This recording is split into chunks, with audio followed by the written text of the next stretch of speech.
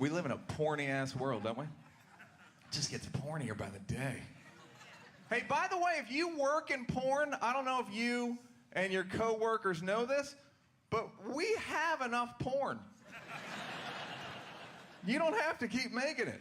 You did a great job. We appreciate your service, but you can shut it down. If you make porn or if you make those Croc shoes, we're good. Porn used to amaze me. I'd be like, how'd they get that man and that lady to have sex at that bakery? But now the older I get, the more I realize men and women having sex is the easy part of relationships. You know what's like a fantasy to me now? You know what will be porn to me today? Just video of a man and a woman getting along.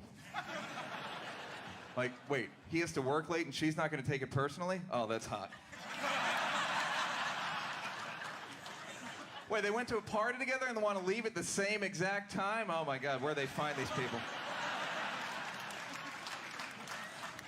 Wait, she wants to talk about the new duvet cover, he doesn't give a crap, and she doesn't give a crap that he doesn't give a crap? Oh, that's gonna make me finish.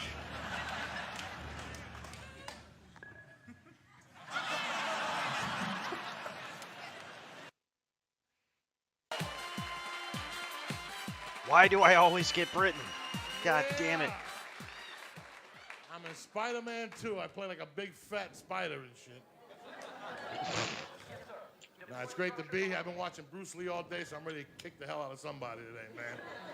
Bruce is my boy, too. He used to knock people out and stuff. He just smacked those little Japanese people all over the place. Give me that sushi. But I was ready. You know, you watch a Bruce Lee movie, you just get all fired up. Like I had the cat in the headlock today, right? And I'm poking him in the eye and stuff. And my cat's my buddy, man. Me and him get high together. You get high with the cat? That's my boy and stuff. You know, he's a little messed up. He owes me like $40, but I get him high, you know? I gotta take care of him and stuff every once in a while. We started smoking pot, you know what I'm saying, together. You ever get like a bong hit and you got nothing to do with the smoke? And there he is, meow. I grab him by the neck, right? And I blow it right into his nose. And he just looks at you, his little eyes open up and stuff. And a little smoke comes out of his ears and his nose. And he looks like Grandpa in the Munsters when he comes out of the basement. I don't know if they got the Munsters on Telemundo work with me, you know what I'm saying? God damn it. Science! Can you imagine the Munsters in Spanish, Grandpa speaking Spanish and stuff? Lili, ¿pa dónde va? And all that stuff. Me and the cat get high, so we do some cocaine too. You ever get coked up with the cat and stuff? Yeah, one night I came home, he was all talkative. You want to do a line? What the hell? You won't shut the hell up. Next thing you know, we're both sitting next to each other. All paranoid. He's looking out one window, I'm looking out the other. You know what I'm saying? Anybody out there? Meow! Come on, come on, come on. I swear to God, he was high for months after that, man. Because I didn't know. I just meant to put a little bit in his mouth. It was like a big rock, you know? He just sat there under the bed, all fanged up. He wore out his little fangs, you know? I took him to the dentist. Dentist like, it looks like somebody gave this cat cocaine. Was it you? Well, I'm the type of guy that would give the cat cocaine. I don't even look like a coke guy, do I? I'm too fat to snort coke, you know? People who do drugs are usually skinny. I'm like the fattest drug dealer there is in the world, you know? I asked my dealer, Hector, what are you cutting this shit with? Butter? I sit there at night. Mantequilla, no, parquet. That's a little tag, Judy Carter book, you know what I'm saying? Page 69. There's something for Judy out there. Summertime, you know, I had the G-string out This the is other day. not good. I got that physique. And I was looking at myself in the mirror, and mathematically, I will not be able to, if I keep getting this fat, mathematically, I will not be able to wipe my butt in like 2 months. You know what I'm saying? I'm going to try this way or this way. I'm going to have to get one of those sticks with a hand. You know what I'm saying? A little long finger for Tuesday. You guys know what I'm talking about? Because there ain't nothing like a finger in the butt. Tell me I'm lying, right or wrong? I found a fingernail in there last week. That's how strong I am. Some Korean lady didn't do a job. Science, anyway.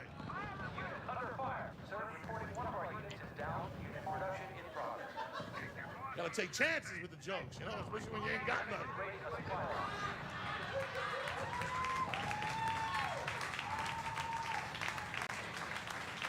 You know, I'm not a normal guy. You know what I'm saying? I mean, even here in California, you ever go to somebody's house, it's 150 degrees in their house, and it's like, where's the air conditioner? Oh, no, we live in California. We leave the windows open. No, when I come over your house, we put the goddamn air conditioner on. I'm 290 going on 300, you know what I'm saying? I'm really 310. Let's not even talk about it. I did a Chinese buffet last week. I'm all constipated too. I'm on the Atkins diet, you know what I'm saying? So all I do is eat meat, so it's a nightmare. I mean, it's just been a rough week, you know what I'm saying? But I go to this gym in Hollywood, Gold's Gym, right? And it's all gay. And I ain't got nothing against being gay. But leave me the hell alone when I'm working out. You know what I'm talking about? Because right away they want to come over and like, hold my legs when I do sit-ups. You know, I can only do 2 of them. Don't get carried away here. That's my little trick there, Flacco. You understand me? But you know, I was at home one day, I was smoking pot, and I'm thinking about myself, how do you get rid of a gay guy without hurting his feelings, you know? And I was thinking, you know how you get rid of a gay guy? You fart. It drives them nuts. Because they smell that fart, they smell that virgin ash, you know what I'm saying? And they just go crazy, you know what I'm saying? Think of being in the middle of their little aerobics classes and stuff, you know? And all of a sudden they just smell it. And I mess with their head because I'll fart like by the water cooler, by the lap machine.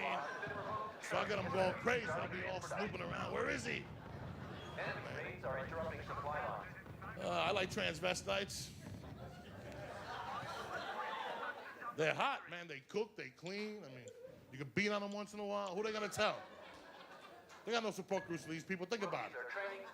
When the cops come, who are they gonna believe? Me or some dude with a wig and a black eye? Come on, folks. I'm up here dropping knowledge for you people. Science. Because I do. When I make love, I can't make love no more. I'm too fat. You know what I'm saying? 3, 4 pumps, I'm out of breath. I get all sweat. I need some noodle and stuff like that to bring me back. But in my day, when I made love, I was an animal. But I'll punch you back. Because I believe in sex. That's the only time a woman won't call 911 if you hit her during sex. You know what I'm saying? A good karate chop to the throat. Women love that stuff. Next time you're making love to your woman, give her a karate chop to the throat, you know? Especially those girls that say, I can't have an orgasm. You hit them in the throat, they'll either have an orgasm or make the same kind of noise. You know what I'm talking about? Right or wrong?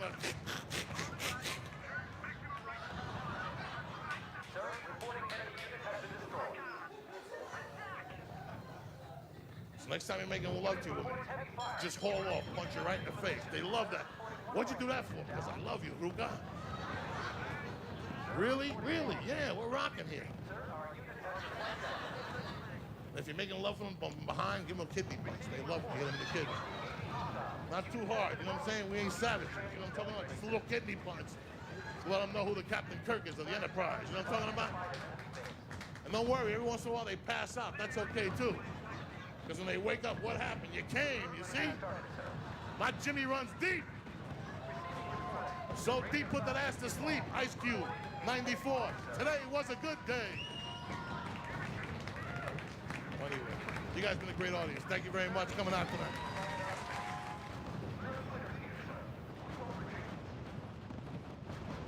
Hi, I'm Mike Rowe. We got a new show called The Story Behind the Story, which I don't know how to promote without wrecking the surprise. So now I'm just sitting here with 3 cameras rolling, hoping to say something cogent, usable, and otherwise unforgettable. You know, sometimes we talk about perseverance That's and identity issues. Yes. Permission to sum up? Yeah, please. Show's called The Story Behind the Story, Saturdays at 9 o'clock. We talk about big themes as they relate to a story that I wrote that Matt brought to life. Saturdays, 9 p.m. right here on TBN. See you there. Thanks.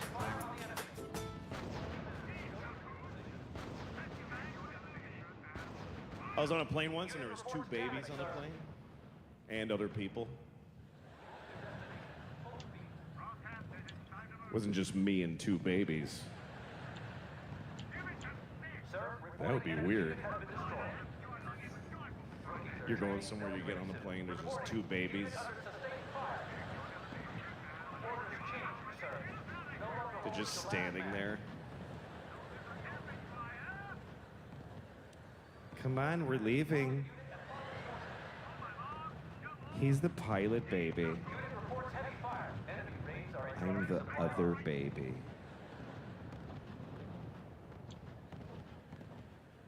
No, that's right. I'm not gonna get on the plane. No, you babies have a good flight. I'm gonna find another way to get there. I don't like the way this flight is starting. All right, here's the real story. I was on a plane. There were two babies on a plane. They were both crying. I don't think they knew each other. They just were both crying. I've been on a lot of planes with crying babies, and I started to wonder, is there a reason the babies cry in planes? And I looked it up. It turns out there is a specific reason why babies cry in airplanes, and it's because they're upset that gay people are getting married.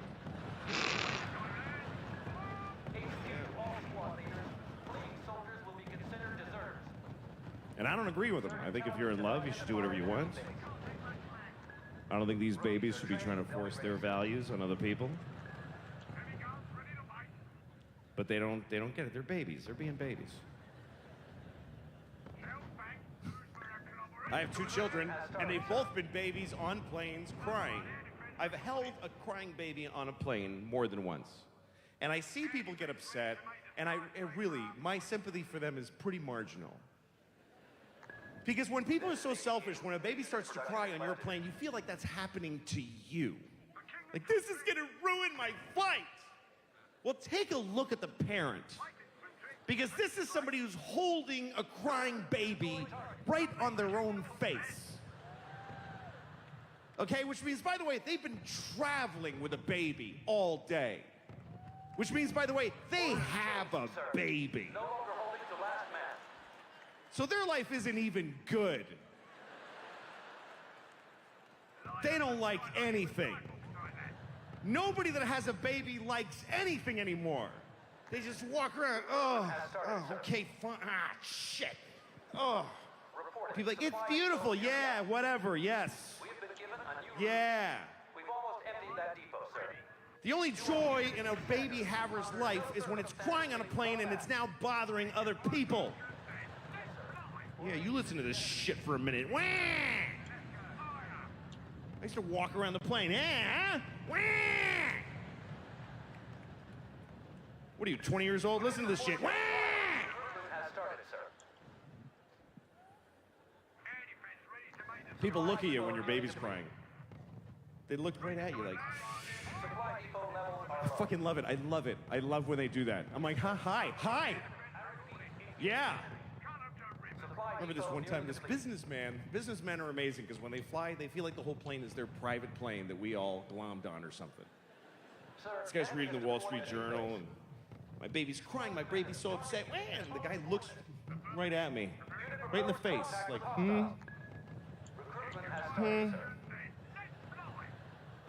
Like, could ya? orders changed, sir. What? No longer Oh, I'm holding sorry, the is last this man. bothering you? Let me just...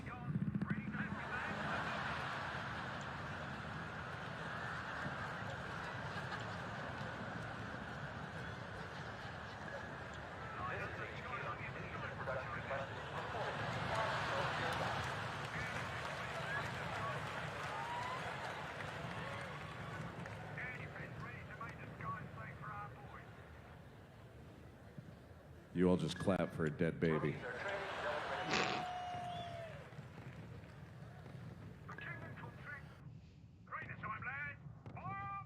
Do you love a good sex joke? Oh, yeah, who doesn't? Then check out Sex and Relationship Comedy Radio, a collection of the best bits about sex and relationships that you could ever masturbate to or laugh to. It's really your choice. This is America. We have freedom. Tap your screen to listen now.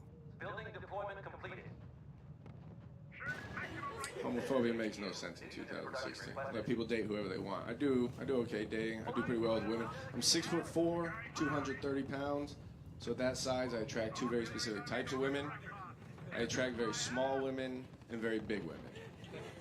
Like, I either attract tiny women who want to climb me like a tree, or just the direct descendant of Vikings. Just Amazonian Visigoths who can't come unless I break a chair over their back. And honestly, I can understand why a big woman would want to be with a man large enough to like manhandle him and throw him around the bedroom a little bit, but I don't like getting physical with big women because it feels too much like horseplay with my buddies. Like, don't get me wrong, she's 5'11", 190. There's absolutely nothing wrong with that. But we go to fuck doggy style. I feel like my friend Larry's boxing me out for the rebound.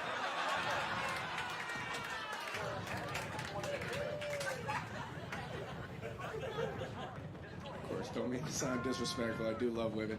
I lived with 2 women before I moved to New York. I used to have 2 female roommates. And that was interesting because one of them was 37 years old. The other one was 22 years old. At the time, I was a 29-year-old man, so I could pretty much split the difference and play both sides. Like, sometimes I'd be sitting there watching TV with the 37-year-old, and the 22-year-old would come home all sloppy drunk. And me and the 37-year-old would look at each other and be like, young idiot. But then sometimes I'd be sitting there watching TV with the 22-year-old, and the 37-year-old would yell at us to turn down because she used to get up early for work.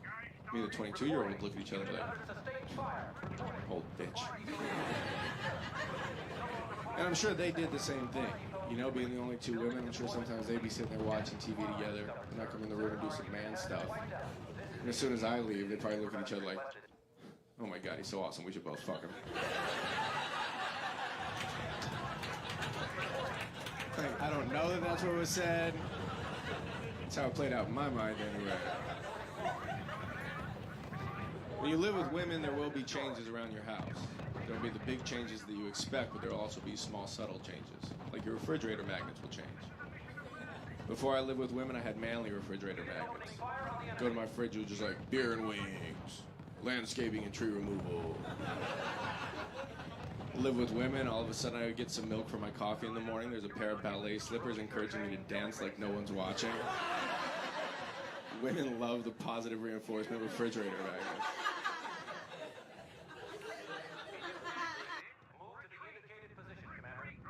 Now let's talk about the differences between frogs and bears. Like when there's a frog around, I don't have to hang my fucking sandwiches from a branch. A frog knows they are for me. He'd rather have a fly, because the fly zigzags, and my sandwiches do not. Unless I go like this. If I want some honey on some toast, I don't have to squeeze a plastic frog.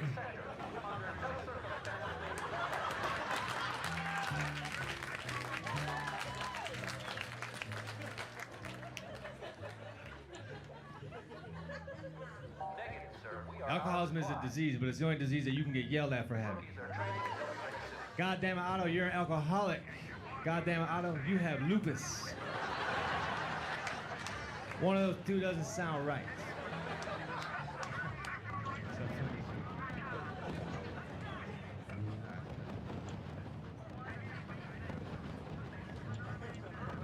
If you have to release bad news to the public, it will help if you are not ugly.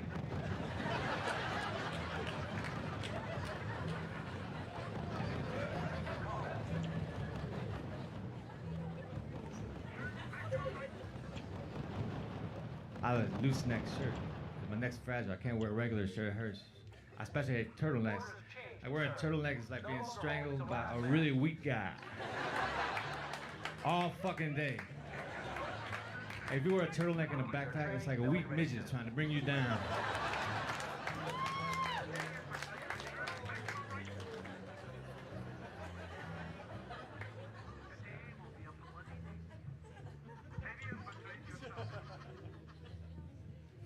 See here, man. I have 2 sisters, and one was named Wendy. If you ask Wendy if I was weird, she'd probably say yeah. But that's fucked up, because she's weird. Because she has a husband and 2 children, and they have a family photo on top of their VCR where they're all looking slightly to the left, as though something's going on over there. The camera is right in front of you, but I guess something happened to the left. That made everybody...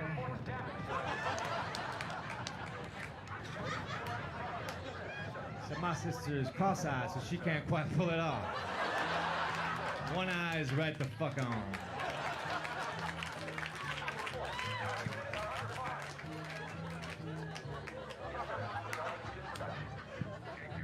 You know they advertise a casino on a billboard, they always show a picture of a guy winning money?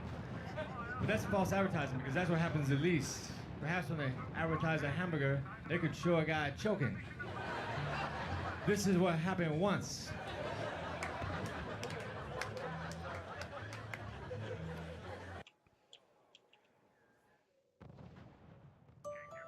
If you're living with Alzheimer's or dementia or care about someone who is, you're not alone. Alz Talks, a video series from the Alzheimer's Association, gives you the opportunity to hear about the experiences of people just like you. They'll discuss topics like when they knew it was time to talk to a doctor, how financial planning helped, and how different generations can be affected by a diagnosis. Watch live or on demand at alz.org/ALZ Talks.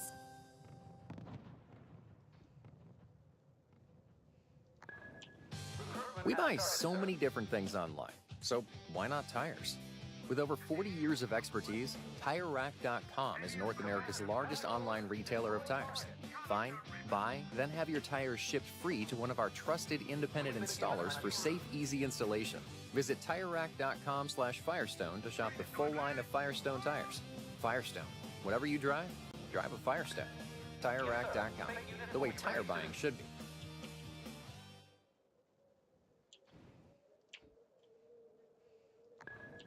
You know, like even better than drinking? Liquor ads. Liquor advertising.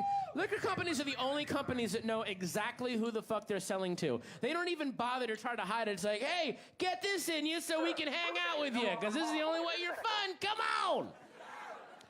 You don't see you don't see Cheetos going, hey, fat ass Cheetos, come on. Come on, man boobs, cracker bag, let's go.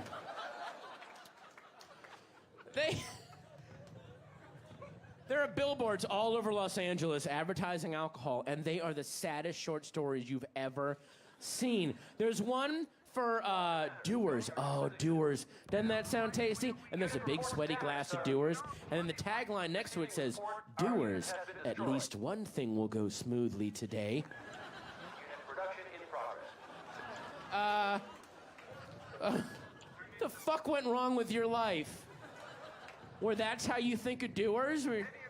I hate my job, I can't stand fucking that hedgehog of a wife, but you're my buddy Dewar's, yeah! Woo. I'm gonna sneak you into the movies in my tummy.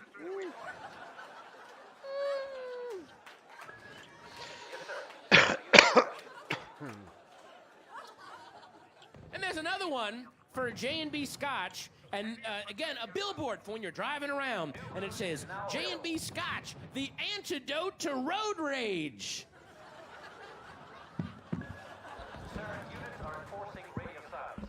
Yes, before you get behind the wheel of an automobile, make sure that every tissue in your body is soaked in fine, casket-aged J&B Scotch.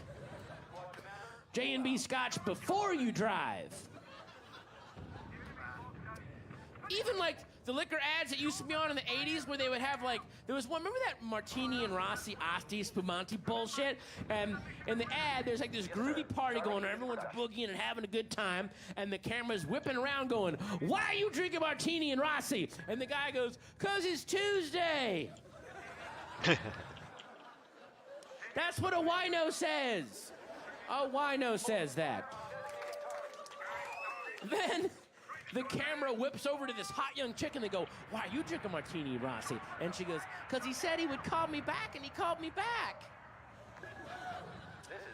See, normally I fuck anything that hoves into my field of vision, but this guy's new in town, doesn't know my reputation as the town jizz jar, and he's gonna try to start a relationship, and I'm gonna kill a few brain cells and try to blot out the memory of when I fucked that softball team in the abandoned hospital.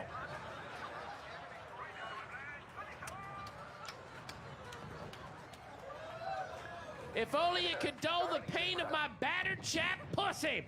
Thanks, Martini and Rossi, for nothing!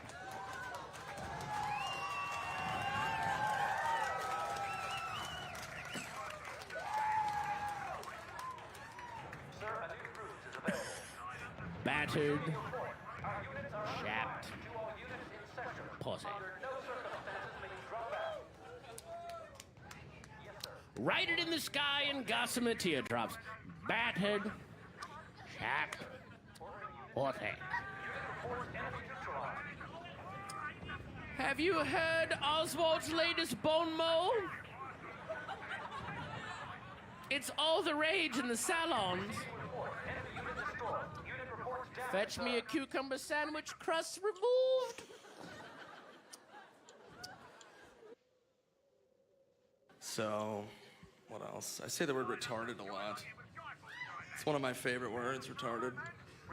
And I don't even know why I went to school. I say like 5 words. I literally just wasted all that time. I literally say like 5 words. I say dude, whatever, fuck, retarded, and gay. Like 10,000 times a day. It's like so lazy. But I always say the word retarded. I never think that it's offensive, but like people get offended by it. Like I had a woman yell at me after one of my shows, true story. This older woman comes up to me, livid. She comes up, she's like, excuse me. I was like, what? She's like, you said that word retarded a lot. While you were on stage tonight, I want you to know that is very offensive to me because my son is retarded. I was like, all right, well, you just called your son retarded. So you're a whore. I mean, am I right? Your shit's weak. Shit's weak.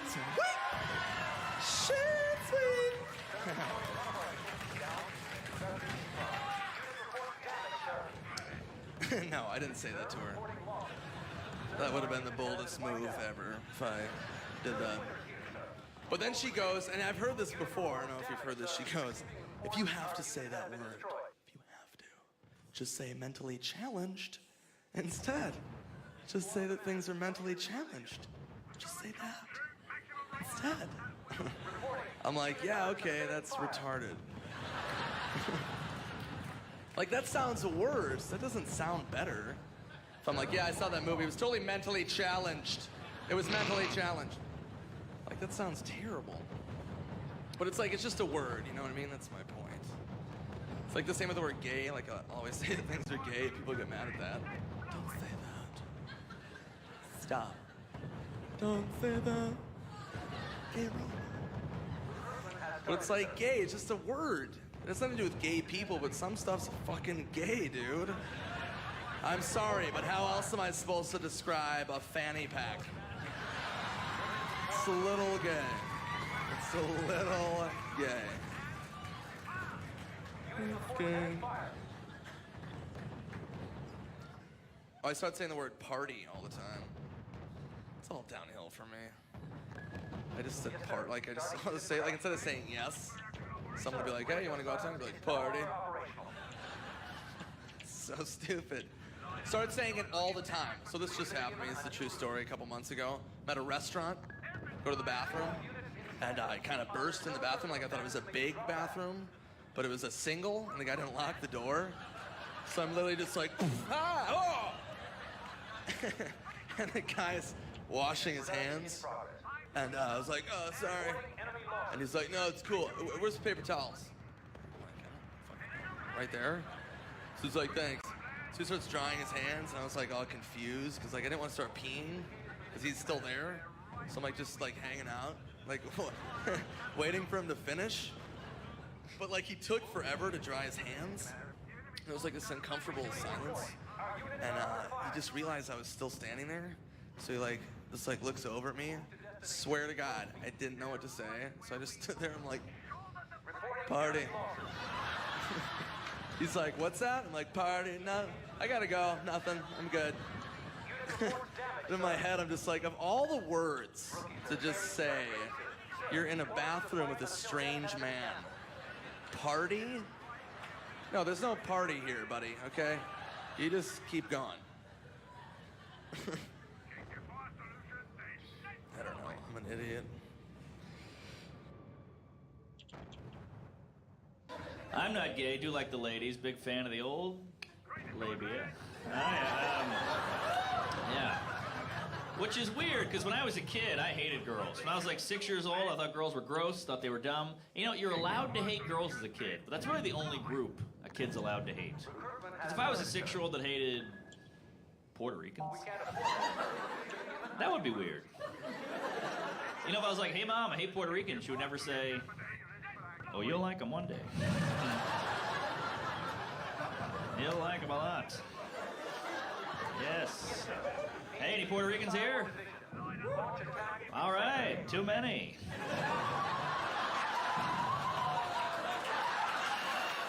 Just kidding. Love a good party. Good people. Very passionate people. A lot of knives, but passionate people there. Yeah. And these are all jokes, by the way. Take it easy. Look, I live in New York City, all right? If I was racist, I would be exhausted. So I'll have a good time. Yes. But you guys are a good crowd. Some crowds get so offended by these dumb jokes, the gay joke, Puerto Rican joke. I got yelled at by a guy at a show recently. This guy comes up and he goes, "Hey, buddy, I'm gay and Puerto Rican, all right? I don't appreciate those jokes. You know how hard my life is?" I was like, "Whoa, take it easy. How hard your life is? Dude, you have the most parades."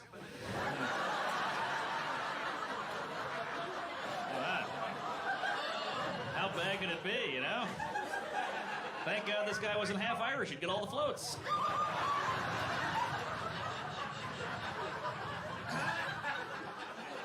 Yes. But I realize race is a touchy issue. It's 2014. Everybody's weird about race, especially when old Whitey talks about it, you know?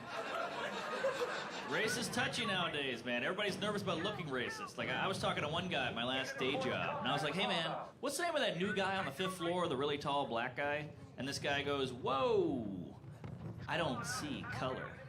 I was like, "Really? Did you really just say that? They really just come out of your face?" So I looked this guy right in the eye, and I was like, "Hey, man, it's cool. I'm black."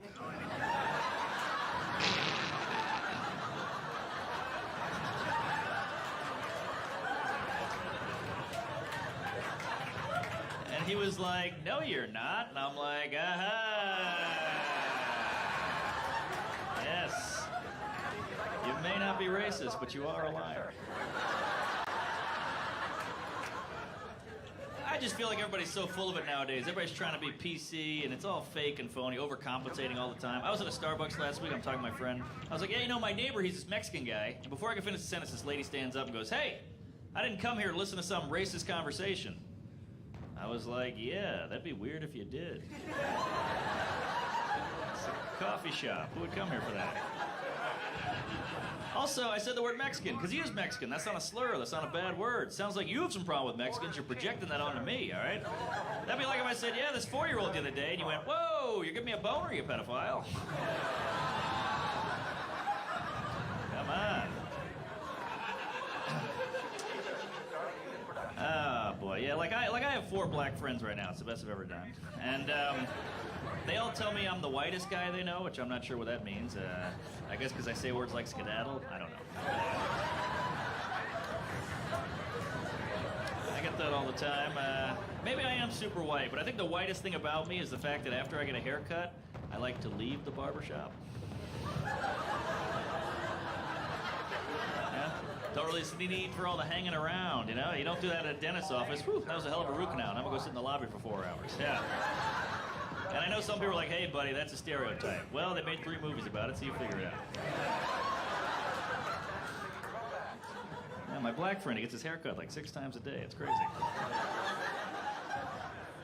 Oh, boy. I'm learning a lot from my black friends. I'm learning black guys don't get offended by much. It's only white people on behalf of black people, which is very condescending, you know? Like, I was at a party recently. I had a couple beers with me. I was talking to a friend of mine, black guy. And I was like, "Hey, man, what's up with the whole no swimming stereotype? You guys are the best athletes on the planet. You can't backstroke? I don't get it." And, you know, and my friend was like, "Yeah, we just grew up in the inner city. We'd have a pool around. We'd have a lake to go to." I was like, "Oh, now I know." And this guy at the party goes, "Hey, man, that was ignorant." I was like, "Yeah, that's why I asked the question." Now I know more about it. How are we going to get anywhere if we can't learn stuff, all right? You're mad at me for trying to learn about another culture? Screw you. What does this guy do? Just walk into an African studies class like, "You guys all make me sick." All right? Just trying to learn. Just because something makes you feel uncomfortable for 4 seconds doesn't mean it's a bad thing. If we did that with everything, we wouldn't learn anything. You know, your dad's like, "Hey, son, I'm going to teach you about the birds and the bees." Ugh, that makes you uncomfortable, Dad. Look, I know girls pee out of their butts, and we'll leave it at that. Oh, yeah. Yes. All right. Good crowd. Woo. I joke about race, but I hate seeing racism in front of me. It's brutal. I used to be friends with this Chinese guy. One time we were walking around in Brooklyn. Somebody called him a Chinaman. He was devastated. But can we all agree that's definitely the gentlest of the racial slurs? I mean, come on. He's from China. He's a man. Not so bad. All right? To me, I think the names of Chinese restaurants sound a lot more like racial slurs. Let's try some. You know who can't drive? Those fucking Panda Kings. I'll tell you that right now. Yeah. Uh-huh. And listen to this, one of those golden noodles just moved to my apartment building. Oh yeah. Those guys really burned me up, those lucky dragons. All right. Oh boy. I don't know. I feel like you got to joke about race. It's too you know, it's a horrible thing, racism. So you gotta make light of it. You know, like race just isn't a big deal to me. I grew up in a black neighborhood. I grew up in Tremay in New Orleans. I grew up in a mansion in an all-black neighborhood. Those guys hated me. Oh yeah. My bike got stolen 1,000,000 times. Yeah. It got to the point where at Christmas my mom would buy me a new bike, and I was like, "Oh my God, Mom, what are you doing? This is way too small for Jamal."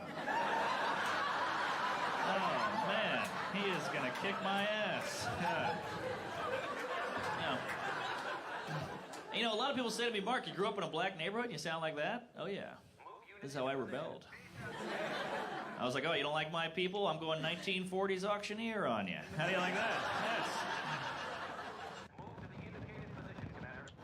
Discover wild big wins during MGM Grand Detroit's Great Outdoors Giveaway. May 1st through 27th, win your share of over $80,000 in prizes. Plus, you could drive off in a new $54,000 Coachman travel trailer. Simply play slots and table games to earn entries for the drawings held every Friday in May at 7, 9, and 11 p.m. Don't miss the Great Outdoors Giveaway, only at MGM Grand Detroit. See the MGM Rewards desk for details. Must be 21 or older. Gambling problem? Call 1-800-270-7117 for confidential help. Did you know that a business's location is one of the top factors in its success? In Ohio, we work to help you succeed on all fronts. Our diverse culture and highly educated workforce make hiring great talent easy. At the same time, our business climate and tax structure promote growth and spur innovation. Explore how Ohio is for you and your business at jobsohio.com/success.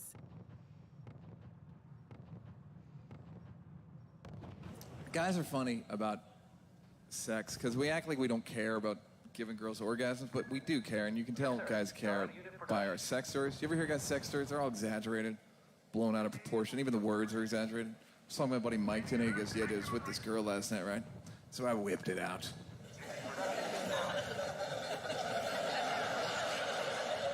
Yeah, Mike, did you whip it out? You whipped it out, huh? No, whip's the right word 'cause my penis is 7.5 feet long. And it's got a wooden handle at the base. And every time I take it out, I do say, "Yeah."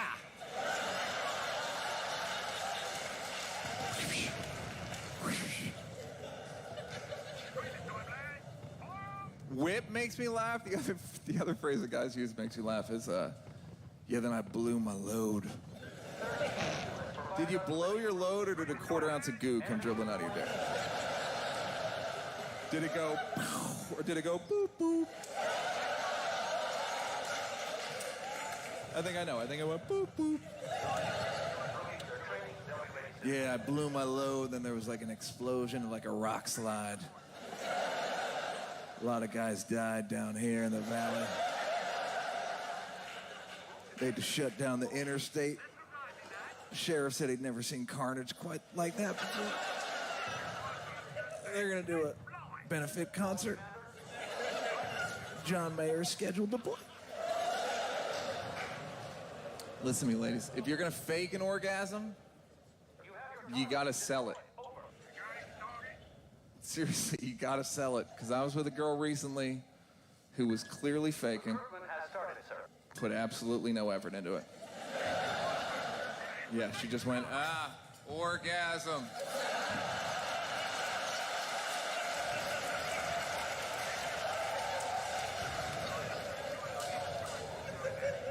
Really don't want to shake your leg or anything? I don't know. What am I paying you for?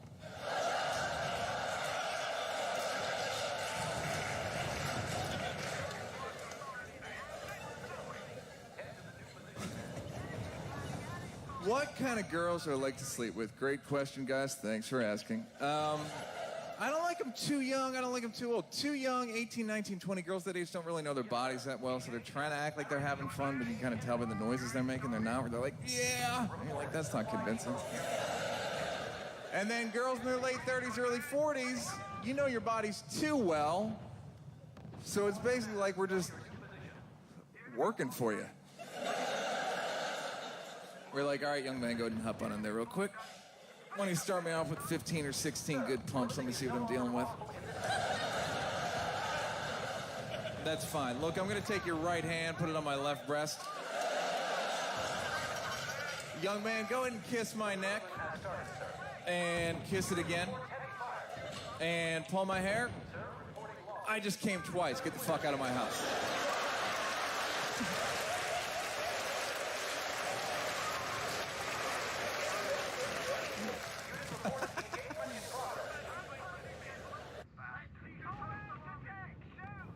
I've been doing comedy for about 30 years or something like that. It's been a long time.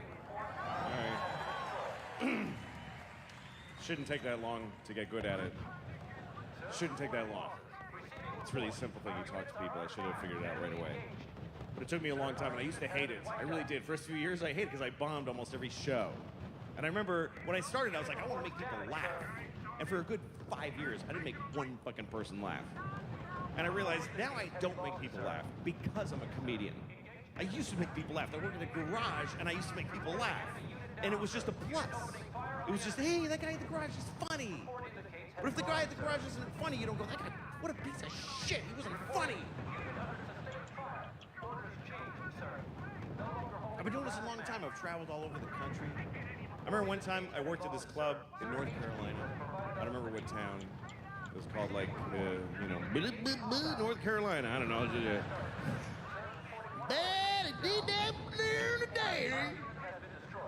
North Carolina. See, I'm there, I'm going down. Ain't on my daddy. It's actually in South Carolina. Anyway, I'm in North Carolina, and I'm working at this club. I don't remember what it's called. It's called something like you're gonna kill yourself in a week. And the owner of the club comes up to me, and he says, "So, what's your shots policy?" And I said, "What?" And he said, "What's your shots policy?" And I was like, "This doesn't help. I need sentences." So he says, "Well, sometimes when a guy's on stage and the audience likes him, they want to send a shot up there and have him drink it, and everybody goes, woo!" He goes, "Now, you want me to send you a shot of real booze or like a shot with something else in it so you don't have to drink the booze?" And I said, "Yeah, you know what? Don't send anything." And he goes, "Well, what do I say to them if they want to send you a shot?" I said, "Tell them, no, you may not. No, you mayn't interrupt the show by sending a fucking glass of something to the guy." And he's like, "Well, they're going to be upset." I was like, "Okay, let them feel that way." What kind of entitled people are these? If you go to a football game, you're like, "Send the quarterback a banjo."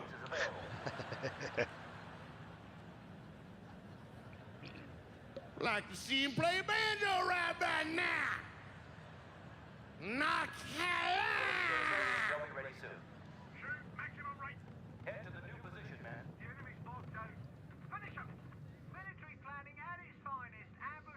In conclusion, this is my favorite show that I ever saw. The 101 Craziest Objects Ever Found in the Human Body. Did you ever see that? Just in the last 10 minutes, which is like what they found up people's asses at the hospital.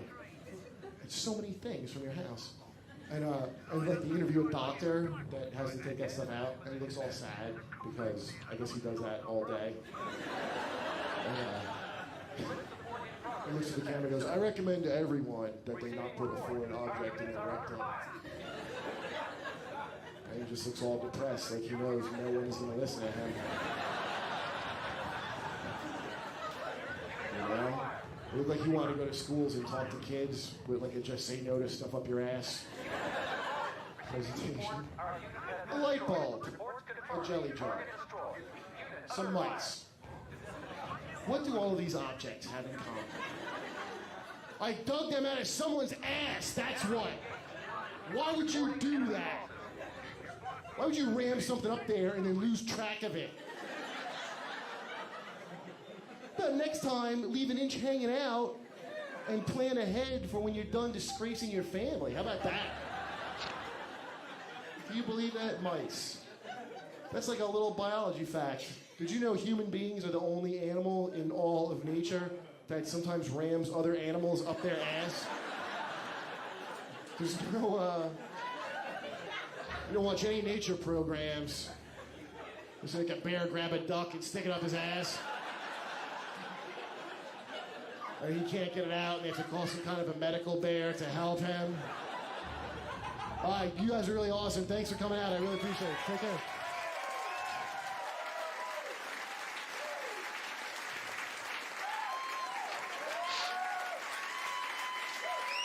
I got Russia. Kurt Metzger, one more time. Let him hear it. Very funny. Yes. All units in sector. You now have blitz capacity. Shit. My kids have chubby cheeks, and my friends are always grabbing them. Look at their chubby cheeks. Hey, Chad, where'd your kids get their chubby cheeks? My wife's tits. They somehow sucked her boobs off of her body and then into their face. Get your hands off my tits. And do it now. My daughter's name's Anastasia. It's not like a family name, but there's a kid on our block that teases all the other kids, and he has a lisp, so we thought we'd mess with him this time. That's gonna be awesome. You're stupid, Anastasia. Now she can be like, am I fat tongue? You might want to practice talking because my middle name is Seabiscuit. You can laugh at that, right? It's a 5-year-old with a lisp. He's gonna get over it. It's not like I'm up here making fun of an 18-year-old with a lisp. I wouldn't do that. That's gay bashing, and that's wrong.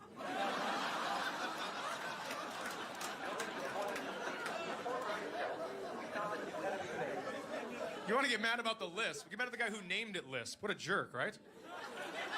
And what can't they do? They can't say their S's. Seriously? Let's call it lisp. And put him on the bus. We're moving to Mississippi. Come on. Where do you guys live? Mississippi. Ah! My mom was so mad when she figured out why we named it that. She's like, you named your little girl that just to tease a little boy? I was like, you're lucky we had a little girl, or right now you'd be holding a grandson named Sufferin' Succotash.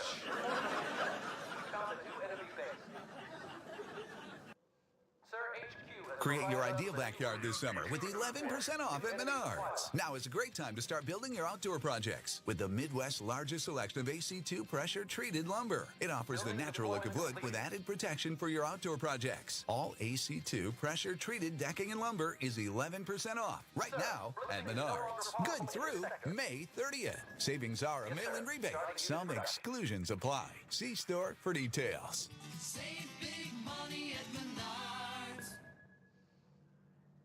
Research is complete. We buy so many different things online, so why not tires? With over 40 years of expertise, TireRack.com is North America's largest online retailer of tires. Find, buy, then have your tires shipped free to one of our trusted independent installers for safe, easy installation. Visit TireRack.com/general to shop the full line of General tires. General Tire, anywhere is possible. TireRack.com, the way tire buying should be.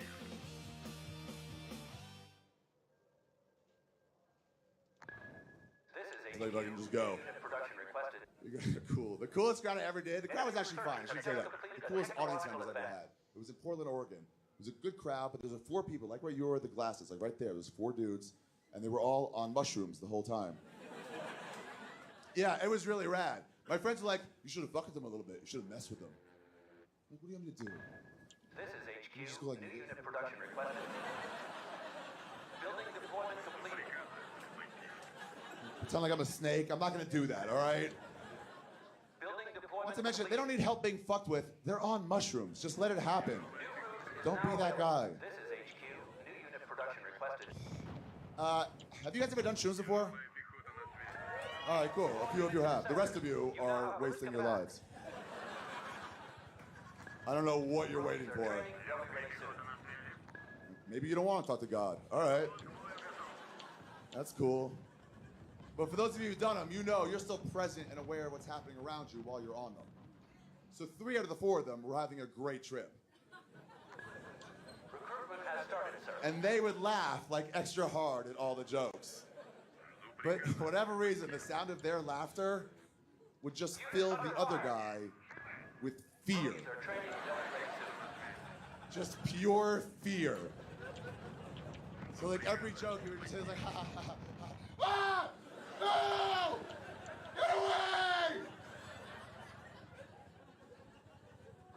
And then they would all forget what just happened and go back to politely waiting for the next joke. It was one of the most beautiful things I've ever seen in my life. You know what cock blocking is, sir? No, I'm just asking. I'm not picking on you. I'm just asking. You're not really in my demo. You know what I'm saying? I'm just making sure I'm crossing over. If you don't know what cock blocking is, I'll explain it to you because it's a funny joke. You should not get it just because you're unfamiliar with the verbiage. Say me and this guy right here, we're friends. We're going to go out for a night on the town, try to score some tail. Because it's 1942 and people still talk like that. So Jimmy and I hop out of the DeLorean and mosey into the speakeasy. Jimmy sees this girl here. He goes, I'm going to go hit on that girl. I go, sweet. I'm going to go to the bar, check out the rest of the talent. Awesome. I go to the bar, get my beer, turn around, realize that Jimmy's hitting on the hottest chick in the place, and I can't let that happen because I'm number 1. He's number 2. That's just how it works. I got to get Jimmy out of the way. How do I do it? I go, hey, Jimmy, how's the herpes? You flaring? Is it bad? That's how dudes do it. Girls are a lot better at it. You never see these bitches come. You'll have her friend posted up, right? And she's totally into it. She's like, I'm going to take you home. I'm going to suck on every inch of your body and bring you to a level of ecstasy you've never achieved. Awesome. Out of nowhere, her friend's like, hey, we're leaving. She's like, see ya, and they're gone.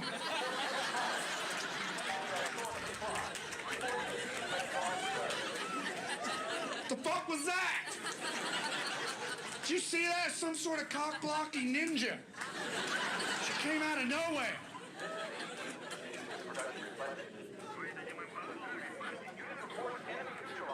Girls want to conversate via the text message. You ever gotten a text message from a girl? Holy shit, nothing but questions. Hey, how are you? What are you doing? What are you doing later? What are you thinking? Beep, beep, beep, beep, beep, beep. I'm fine. Kind of wish you didn't have thumbs right now. Then maybe we could talk. Because girls are so efficient with the phone. You ever seen a girl with a 10-button phone? She's a goddamn court stenographer.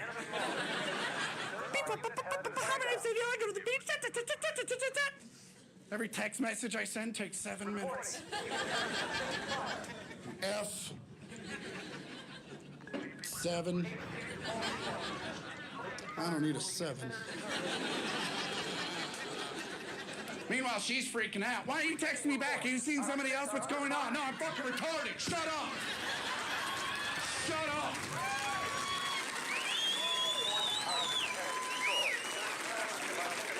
You end up calling her. Give me 5 minutes. Just give me 5 fucking minutes, okay? Hey, I'm on the phone. Just tell me what you were gonna type. Was it JK? Was it LOL? Was it semicolon closed parenthesis? What the fuck was it? I'm not as good at this as you are.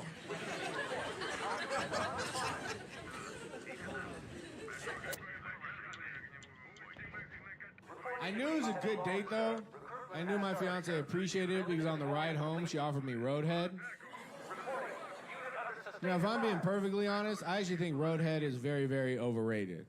Like, it's much more for the ego than the actual penis. You know, like, mentally, it's cool to know that someone is willing to do that for you, but it doesn't actually make the blowjob feel any better. You know, I've never been getting a blowjob and thought to myself, you know what make this better right now? Responsibility. If only I was in charge of, like, 2 human lives and 3,000 pounds of machinery, oh, I would come so hard.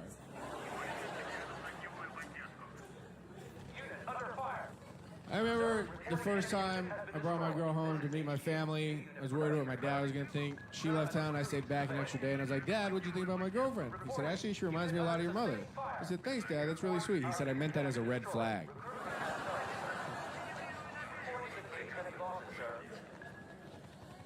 I will say this, though.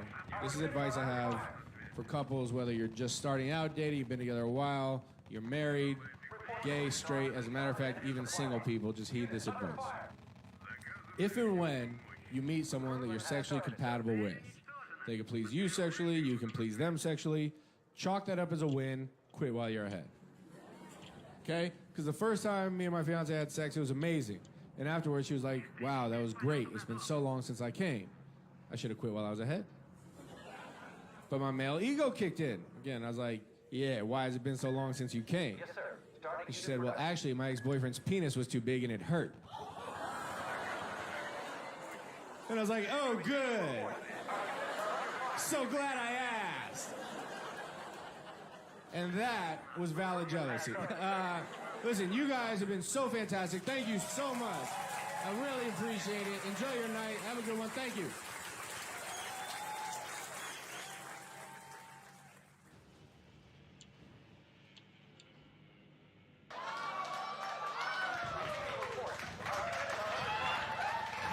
I'm a black belt type bow. I'm a bad motherfucker. You know what I'm saying?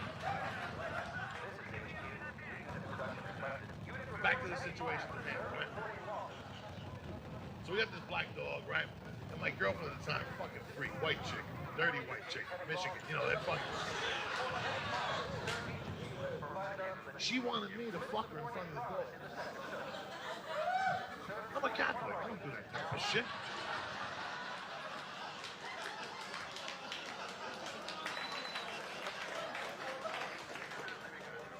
So I said, fuck it. You want cock in front of the dog? I'm the man. So I'll tell you guys a story. It's a small crowd. Your family. You won't tell nobody. We're making love, right? Good crowd. Normally there are bachelorette parties that come to these comedy shows. Are there any here tonight? Thank Christ. All right.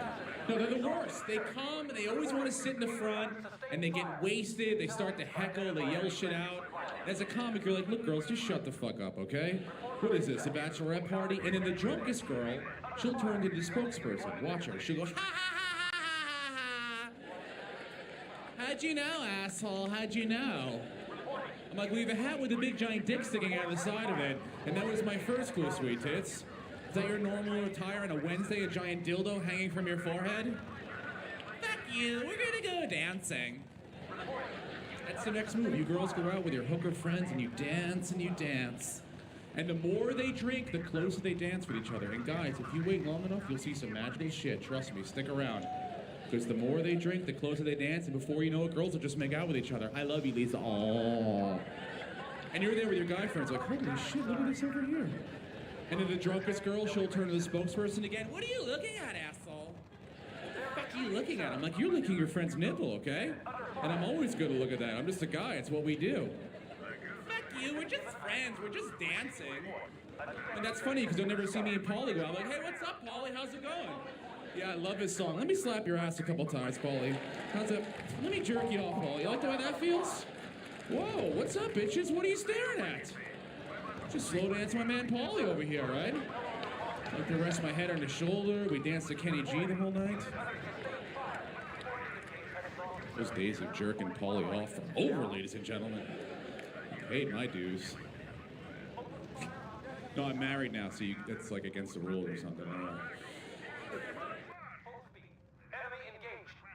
I see these fuckers riding around in their Humvees, those giant fucking Humvees that get no mileage that's like not applicable. Here's the thing. I think you should be allowed to own a Humvee.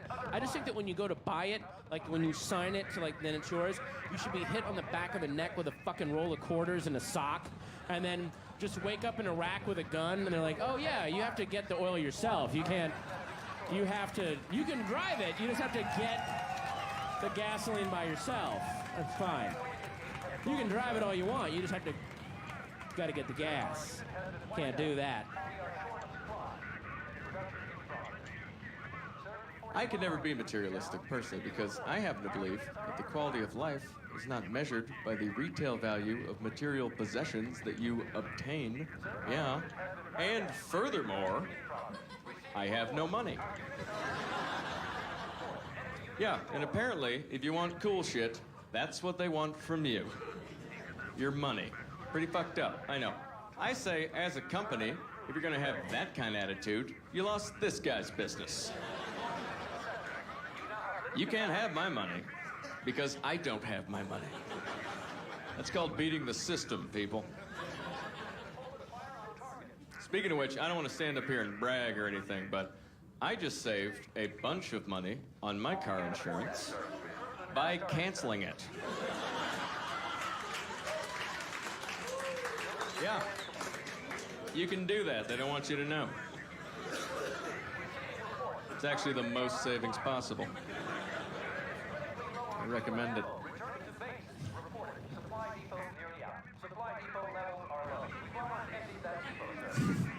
This is my job now. This is my job. But I used to have a day job. I used to have a day job working with disabled kids. That's true. And here's a real thing. You've never been insulted until a kid with autism insults you. Yeah. Yeah, I'll give you an example. Working with this kid, this 11-year-old kid, he's autistic. One of my favorite clients I ever worked with. Loved this guy, okay? He's like, hey, I want to go to the mall. I want to go to the Lego store. Will you take me? I was like, yeah, man, I'll take you. So I'm driving him to the Lego store, okay? I'm having a terrible day. He can totally tell. It's written all over my face, okay? It's the only thing that's not. And I'm, I'm having this terrible day, and he can tell, and he wants to cheer me up. So this little kid, he looks over at me, puts his hand on my shoulder, and he goes, Shane, you're the coolest person I know. And then he looks out the window and he goes, oh, I gotta meet more people. Yeah. And to this day, I don't know if he was being mean or if that was the autism. What was that? What? So I left him at the Lego store, He's their problem now.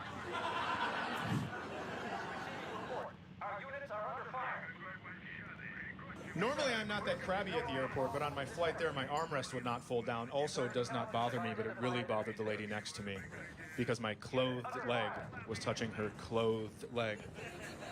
She was huffing and puffing.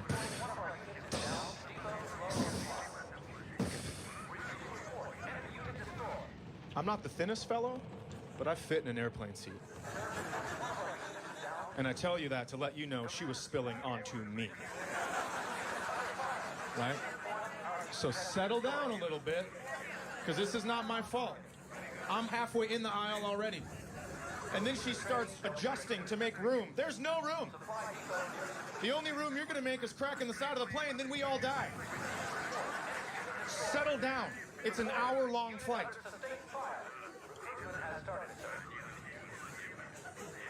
Finally, everything calmed down, and she ordered a pillow, and I thought, thank God she's going to sleep. But she didn't. She took that pillow and she shoved it right in between our legs. Like a defense mechanism. I can rape you through a pillow. I wasn't even thinking about raping you till you challenged me with that goddamn pillow. You've also just supplied me with something to muffle your rape whistle. You make the worst decisions of all time, stranger danger. Good luck finding the food court when we land.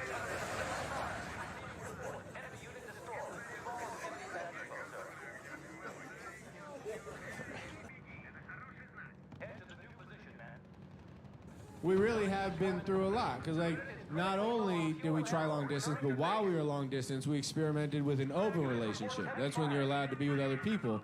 Very difficult to navigate. Those are all built on trust, honesty, communication. So, of course, we had to go over each other's lists.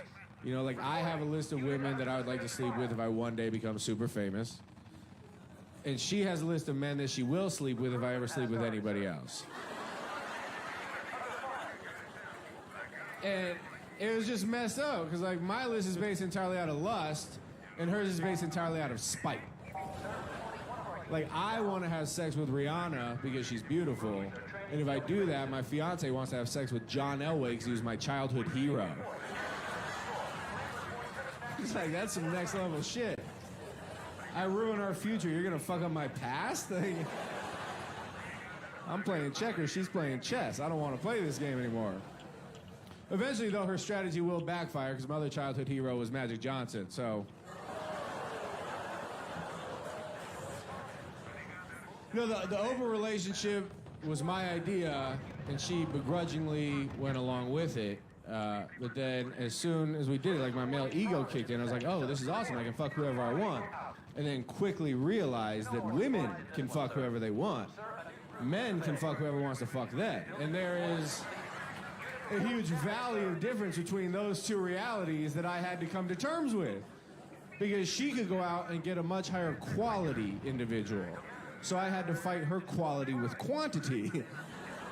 And we were like in this weird game of trying to remind each other how much we love each other by making each other jealous. So she was like out there trying to sleep with the best guy she could find while I was out there trying to sleep with as many women as I could because we loved each other so much, you know? The whole thing was an important exercise in confronting jealousy. Because, like, everyone vilifies jealousy as a human emotion across the board. People are always like, oh, you should never be jealous. That's such an unattractive trait. You should never be jealous. The thing is, jealousy is useful information. It's a good emotion to experience because if something makes you jealous, that means it's important to you. And that's good to know. You just need to learn the difference between valid jealousy and invalid jealousy. Like when we were open, my fiance and I both slept with other people. When I found out she slept with someone else, I was jealous. That's valid jealousy. Something else about me, I have a very hairy neck. It's something I'm self-conscious about. If I don't go to the barber once a week, it gets out of control. One time I was walking through New York City, and I saw a homeless man bending over to vomit. And as I saw this homeless man bending over to vomit, I noticed he had a very smooth neck. And I felt the same ping of jealousy over this homeless vomiting man's smooth neck as I did when I found out my fiance fucked someone else. And I was like, maybe that's something we need to explore further.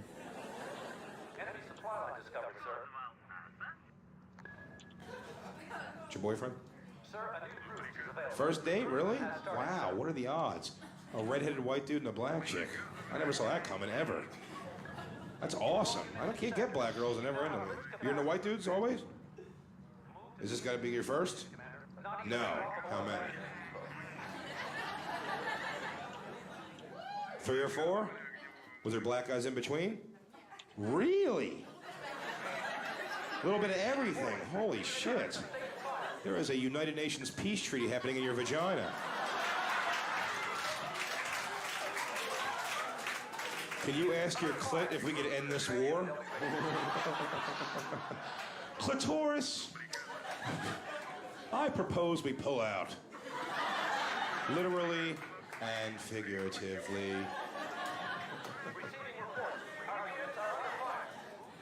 I've only seen a black vagina once in a cell phone picture, and it was awesome. Awesome. Ever seen a black vagina? Unbelievably awesome. Different. You never seen one before? I'll explain it to you. Black vagina. Small picture, but black vagina. On the outside, dark. Dark. And on the inside, pink. The pinkest of pink. I call it electric pink. That's how pink it is. If you turn it sideways, it looks like a bologna sandwich on pumpernickel bread. It's really good. It looked fucking delicious. Like, yeah. I actually went and made that sandwich. That's how good it looked. But terrible sandwich. Bad sandwich. Great picture. Bad sandwich. You ever take a good bird's eye view of your own vagina? It's a fucking disgrace. It's not what you were hoping for when you were a kid. Remember, fellas? How'd you picture vagina when you were a kid? Like a Barbie doll with a line right down the middle. But God didn't have that vision. And Mattel wasn't involved. It's never like that. It's never one line. It's a bunch of lines, just everywhere. Just flaps and traps and crevasses and hoods and FUBU sweaters. It's baggy. Looks like you're holding a slinky and let a few of them fall down. It's just it's not one line. It's like 50 lines. Because you could run your finger through like a deck of cards. Just shuffle them up.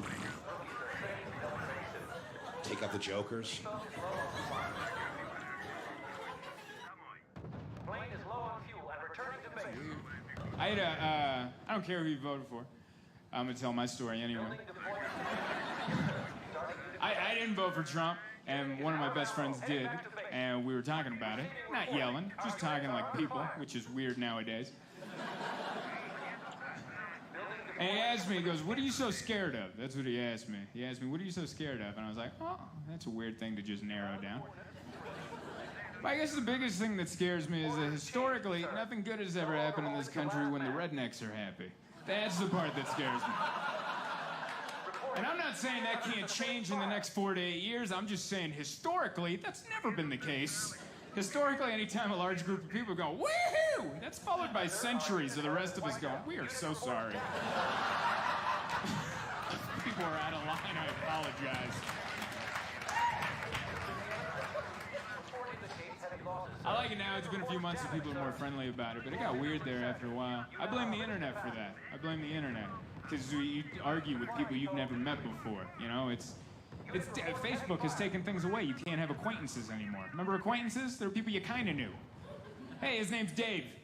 Works at the hardware store. We talk about sports. And that's all you knew about Dave. And you like Dave that way.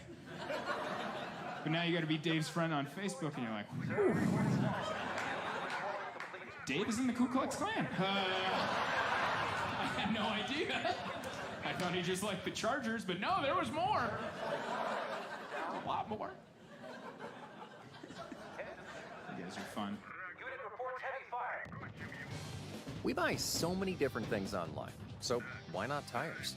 With over 40 years of expertise, TireRack.com is North America's largest online retailer of tires.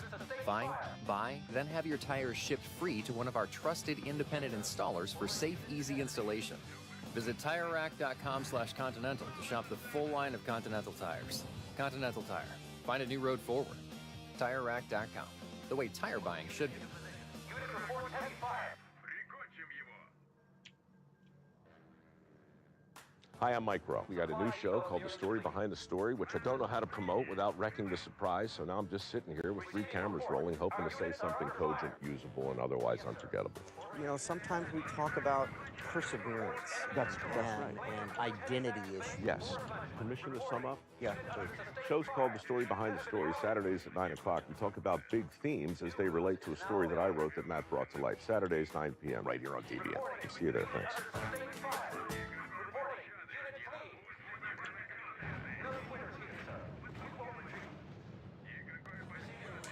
I gotta get out of here in a second, but I want to tell you this. I have an album for sale. Boom, look at it. This is my first album. I'm proud of it. It got rave reviews from some couple of dudes with blogs. Right? So, yeah, you can trust them. One guy was like, "It's fantastic and almost 70 minutes long."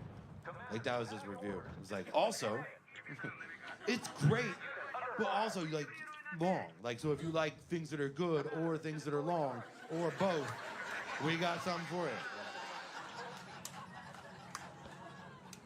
But it's right here. I'll be outside where you can smoke out front.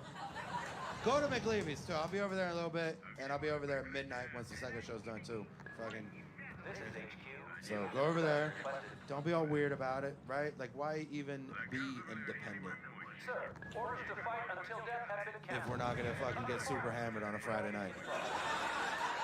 Right? Let's go over there and celebrate the holiday. Or you can go home and just keep wishing you were British or whatever you fucking nerds want to do later. But have this, if you give me American money, I'll give one to you. I'll be out there smoking. So I gotta get out. I'll tell you this, I got hit by a car twice in a week while I was walking. Right, different cars. Do you guys want to hear that story? Yeah? Track 9. I'll be out front. Thanks a lot, everybody.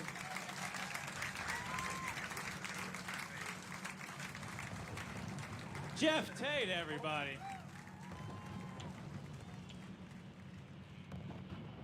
Reporting. Unit under sustained fire. Unit production in progress.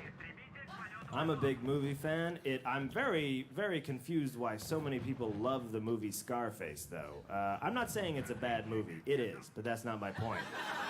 It's just that, like, I've seen tons of people in the past couple years who wear, like, knee-long Scarface t-shirts, like it's a flag or something. Like the guy from the movie Scarface is their hero. I wonder if they've seen the end of the movie, because it ends really, really badly. Spoiler alert. Scarface dies snorting a comical pile of cocaine in a tacky-ass mansion that looks like if, like, the Golden Girls won the lottery. If they won the Powerball lottery. Also, I don't like people lumping in Scarface with better movies. I have friends that'll be like, yeah, I like movies like The Godfather and Scarface. Oh, yeah? Well, my favorite foods are lobster and Skittles. Those are equal in my eyes.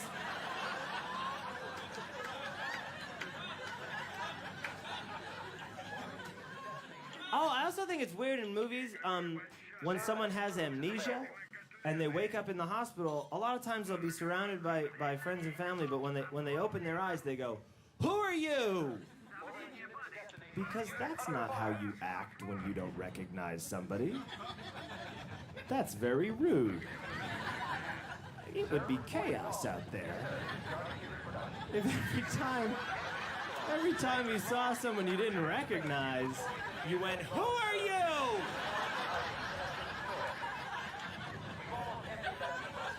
I always try to be really polite in life, so like, if I had amnesia, you'd never know it. I'd wake up and they'd be like, "Hi, John, we're so happy you're awake." And I'd just be like, "Oh, hey, man, how's it going?" "Oh, hey, dude, nice to see you again." Because that's how you act when you can tell that someone recognizes you and you have no fucking clue who they are. It's rude.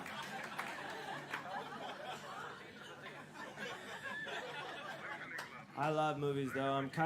It's funny to me over the summer when these big, like, blockbuster action movies come out, you know, and you'll read about one movie, one of these movies, and it'll say that it costs something like $100 million. Because whenever I read that, I think, like, yeah, you didn't need to make a movie with that money. I would have bought a ticket just to see $100 million.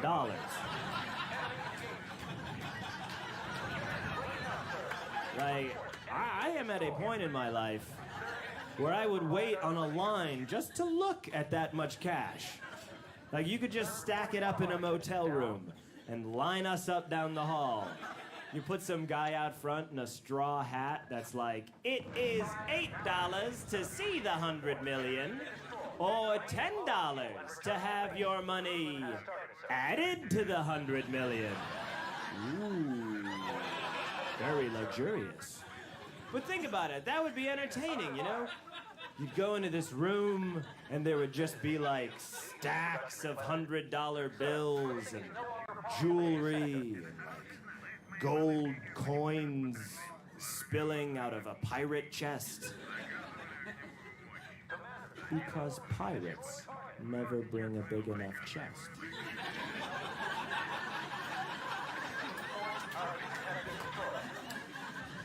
In pictures, their gold coins are always overflowing. And they can't get the lid closed. Why is that? I think that maybe with the eye patches, they have poor depth perception.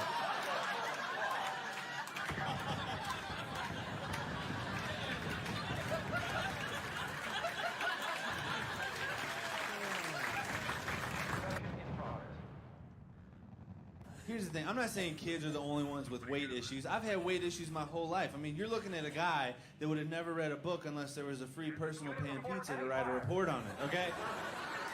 I'm not proud to admit that Pizza Hut saved me from illiteracy, but they did. It's like, thank you, book it. Now I can read, and I got some pepperoni out of it. Ladies, you like this look on me? Is this good? Does that look all right? A couple of you? All right, cool. You better, because it ain't going anywhere. This is how I look, you know. I realized I could slave in the gym and eat right, and I'd be a jerk. Nobody would want to hang out with me because I'd be so miserable. But this is how I look. I mean, I have muscles. I just like to keep them warm. And, you know, there's a six-pack, but there's a down comforter on top of it. And I'll help you move stuff. I'll probably just take a nap when we're done. And I think that's a fair trade.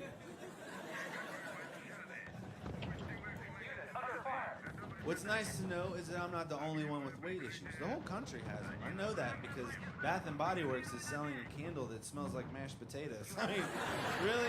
Like, how bad are you when you want your whole house to smell like buttered mashed potatoes? And they don't even make a gravy one, which is ridiculous. Like, how could you burn one without the other, especially during a buy one, get one free sale? They're retreating, sir. If you go to a bookstore and you go to like the diet section, you'll find a million diet books, all different crazy ideas for ways to lose weight. So I figured out that's what it is. You come up with a crazy diet, you write a book about it, and then if enough people believe you and buy it, you have the money to have it surgically removed. So I was like, I'll come up with a crazy diet. I called mine the Medical Miracles diet. And basically what it was every time I got hungry, I watched Medical Miracles on the Discovery Channel. Have you ever seen that show? There's some nasty stuff on basic cable. And they don't even warn you. I'm at home one night, ready to enjoy a bag of Gino's pizza rolls like a gentleman. And while I'm waiting for the oven to heat up, they show me a kid born without skin. I'm like, I'm not hungry anymore. You know, like, I can't eat after watching sausage legs get a sponge bath. I'm sorry. Now, yes, you're right. I probably went over the line by calling them sausage legs. But can you think of a better description? Yes, sir. Starting unit production. Picturing him laying there with his little link toes. Production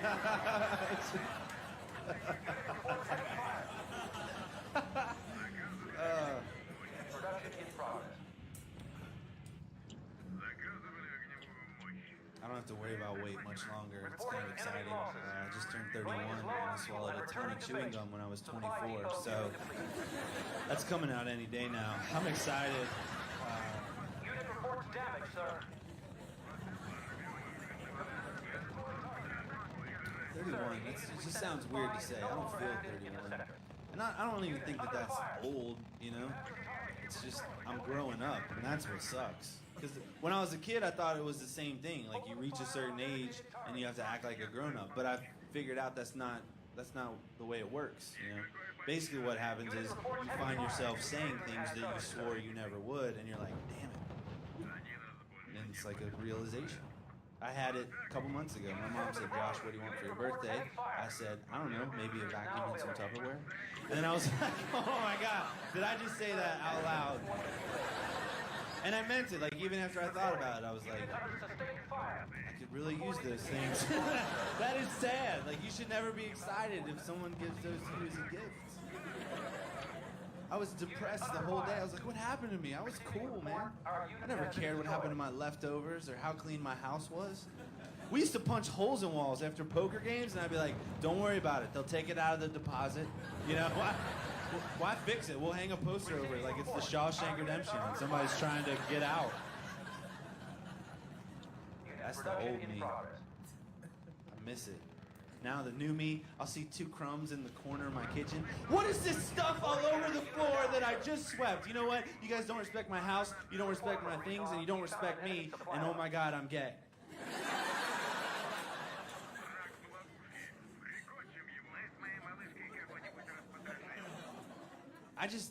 My fear is that I'm going to be as bad as my mom. My mom, her home is immaculate, but she is a neat freak. I don't want to be that way. I don't want to have to dry out the kitchen sink when I'm done doing the dishes, because those clean water drops really irk me. Unit reports damage, sir. My mom makes me glad we didn't grow up during the Old Testament. Now, I know that sounds weird, but I'm the firstborn in our family, okay? And I'm pretty sure if we lived in ancient Egypt during the plagues, and the death angel was making his way across town, my mom would have been like, son, your father and I love you very much, but we're not putting lamb's blood on our new front door. Okay, that stuff is really hard to get out. I'm sure you understand.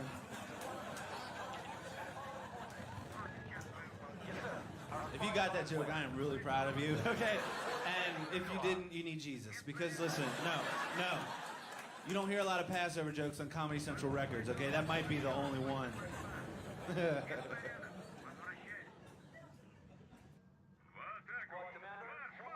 So I wasn't able to work, and I had a lot of free time to reflect. And one of the things I kept thinking about was, when did this start? How long have I had depression and anxiety? And while I'll say that I've had a number of episodes over the years, none lasted as long as this one, none was as severe as this one, none left me as hopeless as this one, but I can go back to being a child. They say that most experts will tell you that a lot of depression and anxiety starts in childhood, and I can attest to that. That was the case with me. I grew up in the 70s and 80s, and I'm, as a sensitive boy, not a very accommodating time for sensitive boys. Like, I really admire and envy millennials. They're so much nicer to each other than we were. Bullies were rampant when I was growing up, and millennials, your stance on bullying is to be commended. I have a theory on why millennials are so much nicer to each other than we were, and it's that millennials grew up much better hydrated than we did. Water just was not a consideration when I was growing up. And I'm not one of these middle-aged men who will come up here and say, we didn't even need water. We needed it desperately. We walked around the decade dizzy and listless. We needed water. But in my house growing up, in the refrigerator, all we had pretty much was whole milk and Tab. I wouldn't get my first sip of real pure water until Thursday. Thursday was gym day, and the entire experience was fraught, perilous, because water pressure in 1970s public schools was so weak, you had to make love to the drinking fountain. But if you got that close, it tempted the cretin behind you to smash your skull into the iron spout, which was considered a prank in 1978. Now it's rightfully classified as felony assault. But back then it was just boys will be boys. The teacher wouldn't even interrupt her countdown, which was necessary because budget cuts in the 70s caused classroom sizes to swell. Classrooms were enormous, so the teacher would have to limit your quench with this: 1 Mississippi, 2 Mississippi, 3 Mississippi, next.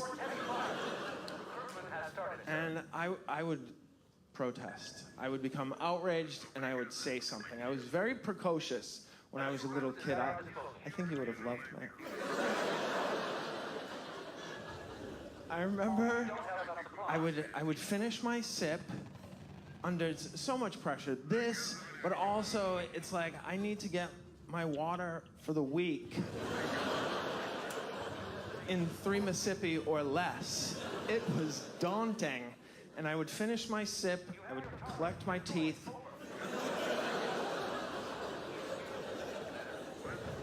and I would say, Mrs. McNally. It's her real last name. Oh, I will protect her no longer. Mrs. McNally, it is not Mississippi. It's Mississippi. You're costing me an entire syllable of hydration with your pidgin English. But you want to know something, Mrs. M? How appropriate, how apt that you use Mississippi to carry out your unjust drinking fountain policy.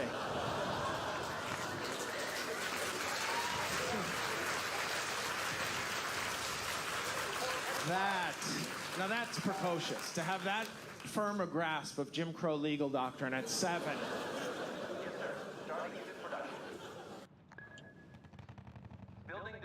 You ever been in your hotel, you turn the lamp one switch, the light doesn't go on, then you turn it again and then it does? It's fucked up.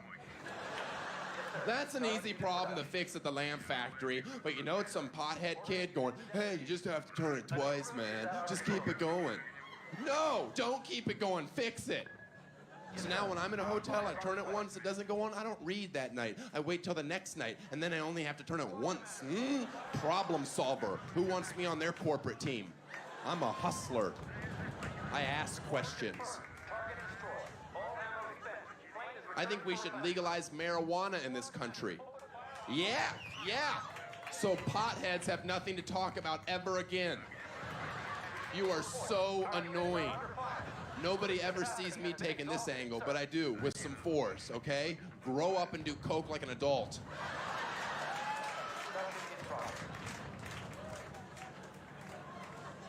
How many people in here have never waited tables in your entire life? Not a single day. Okay. You people are assholes. Huh? Everyone should have to wait tables for 1 year of their life, so they realize their ranch dressing isn't that fucking important. But I need it for my fries! Well, you're a sick freak who should be beaten. Because that is disgusting. You are one step away from dipping mayonnaise. And we remember that kid in school, don't you? Oh. You know what he's doing right now? He's in Al-Qaeda.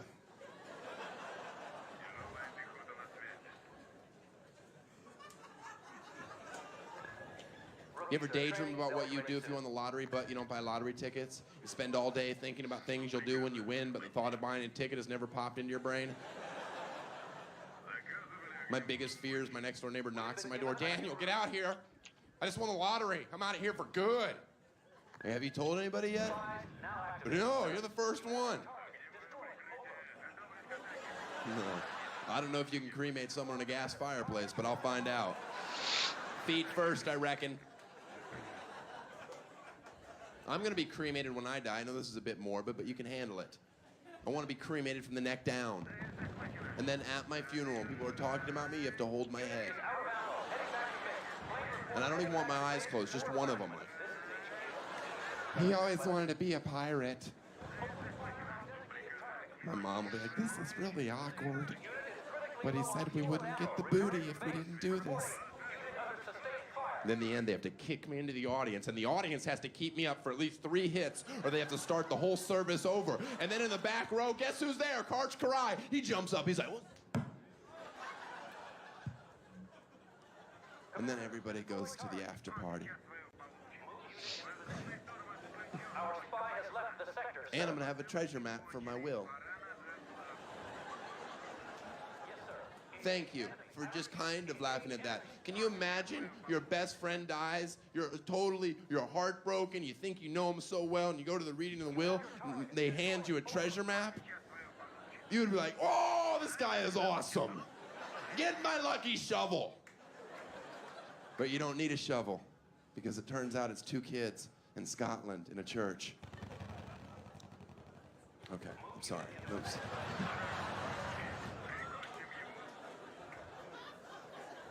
Cars, homes. You can have it. I don't need it.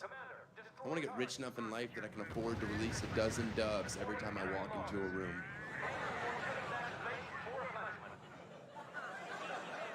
You know, people be like, did you see that guy come out of the bathroom? That was fucking beautiful, honey. We should get doves. I bet that's John Woo's kid.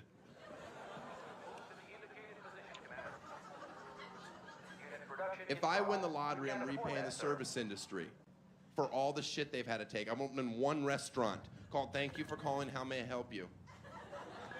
Some of you, yes. It is fun. The employees have to pick up the phone and go, thank you for calling, how may I help you? How may I help you? It makes me laugh and it keeps them in school. That's 2 birds. I pay the servers $1,000 an hour plus tips.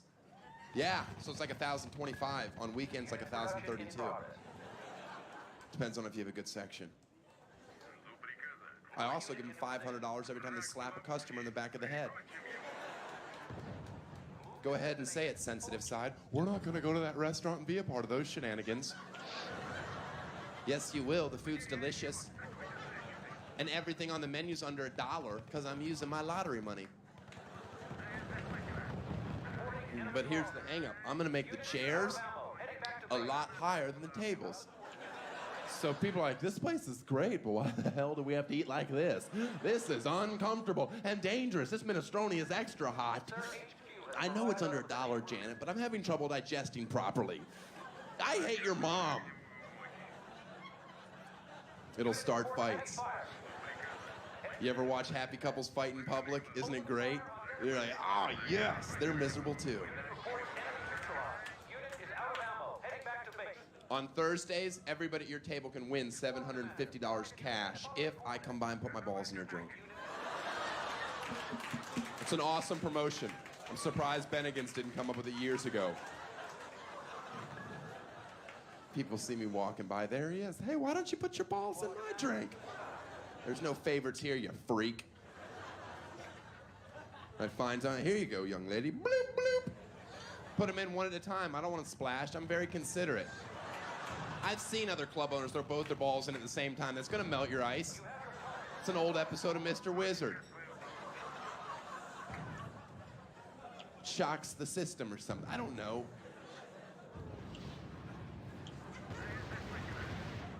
I'm not gonna laugh at this joke. Ball in a martini. I've heard 3 of them today.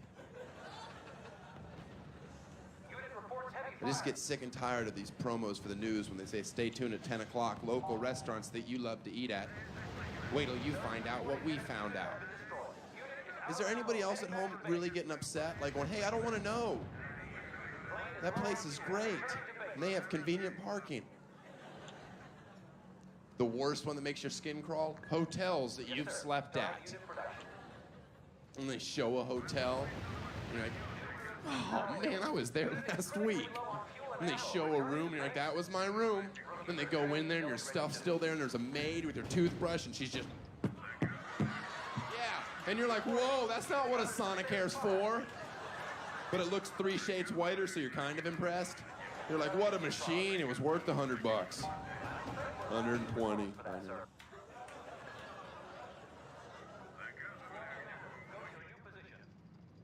Discover wild big wins during MGM Grand Detroit's Great Outdoors Giveaway. May 1st through 27th, win your share of over $80,000 in prizes. Plus, you could drive off in a new $54,000 Coachman travel trailer. Simply play slots and table games to earn entries for the drawings held every Friday in May at 7, 9, and 11 p.m. Don't miss the Great Outdoors Giveaway, only at MGM Grand Detroit. See the MGM Rewards desk for details. Must be 21 or older. Gambling problem? Call 1-800-270-7117 for confidential help.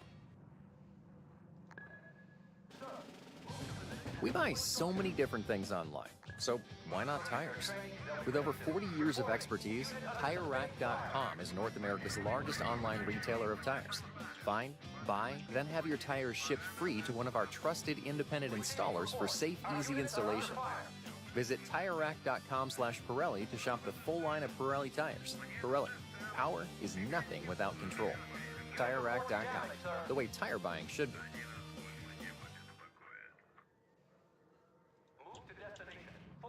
I work at another comedy club called the St. Louis Funny Bone. One of my best friends works there, and he works in the ticket booth, and he has a cleft palate, and I'm not going to make fun of that because that's not his fault. I am, however, going to make fun of this situation. A woman that also had a cleft palate came to get tickets one evening, and she said, excuse me, I reserved 6 tickets for Erickson? And then he said, let me see here. 6 tickets for Erickson. And then she said, are you making fun of me? And then I said, oh my God, this is awesome.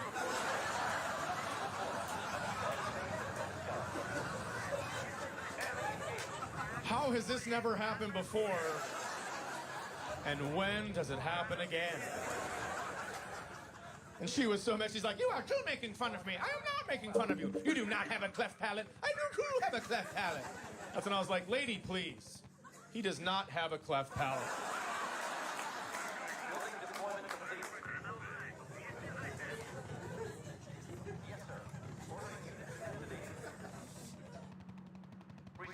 I always get home late doing comedy, and my wife will be asleep, so I'll go in, I fix something to eat, I watch TV. I'll be home for like an hour.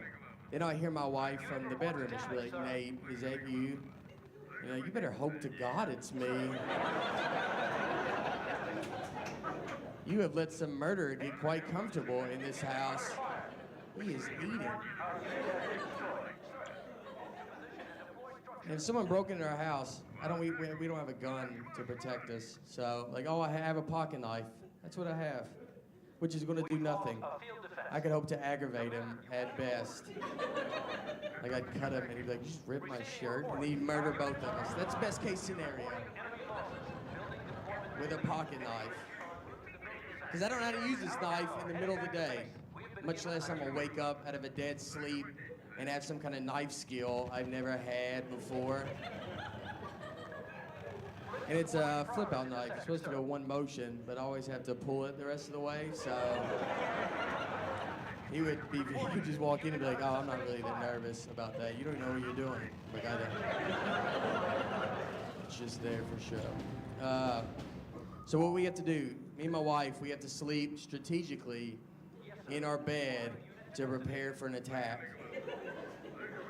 So my wife, she sleeps next to the door because it's my strategy. So, yeah, I drew it up. So the plan is she's next to the door. So when the guy comes in, she's gonna lunge at him, whether she's awake or not, but she will lunge. And she's from Alabama. She's pretty scrappy. So she will put up a pretty good fight with this guy. At least a good enough fight that I can be practicing with my knife on my side. I can already have it out.